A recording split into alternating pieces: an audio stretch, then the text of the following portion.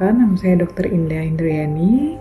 Saya adalah CPNS dari Dinas Kesehatan Kota Bogor, mengikuti program Latsar CPNS tahun 2025. Saya merupakan anggota kelompok 2, Peleton 1, Angkatan 1.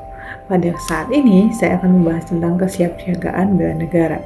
Untuk kesiapsiagaan bela negara, kita bisa melihat dari pengertian yang pertama kali.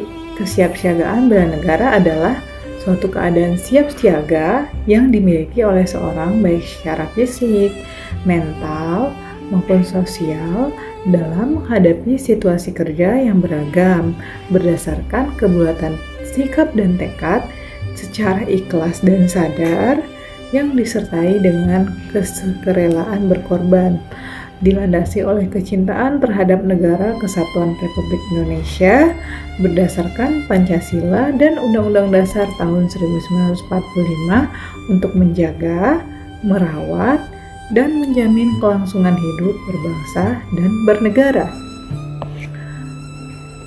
Untuk menyiapkan kesiapsiagaan bela negara, kita harus mengetahui 5 nilai dasar bela negara.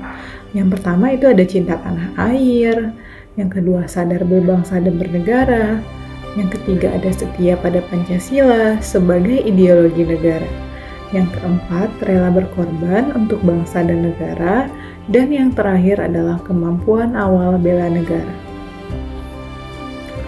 Kemampuan awal bela negara kita dapat siapkan melalui siap siaga jasmani, siap siaga mental, memiliki etika dan moral, dan juga menjunjung kearifan lokal. Nah, untuk kesiapsiagaan jasmani, kita harus mempersiapkan kesehatan jasmani. Nah, kesehatan jasmani itu adalah melatih fisik agar kuat dan bugar untuk melakukan bela negara. Ini bisa kita lakukan dengan rajin berolahraga, kemudian melakukan aktivitas fisik yang cukup 2-3 kali seminggu, baik itu dalam bentuk jenis olahraga apapun boleh, tidak hanya lari, tidak hanya push up, apapun olahraga untuk menjaga kesehatan tubuh kita. Dan juga harus mengikuti pola hidup sehat, contohnya dengan memakan makanan yang tinggi nutrisinya. Setiap makan itu harus ada karbo, protein, serat, lemak dengan porsi yang cukup masing-masingnya, tidak berlebih dan tidak berkurang. Dan jangan lupa untuk minum air putih yang cukup. Kemudian, untuk menjaga kesiapsiagaan mental, kita harus mempersiapkan kesehatan mental, di mana kita dapat mengatur dan mengendalikan emosi kita, tidak gampang marah ketika kita dihadapkan dengan kondisi konflik, sehingga semua penyelesaiannya tidak dengan emosi, tetapi menggunakan akal sehat kita.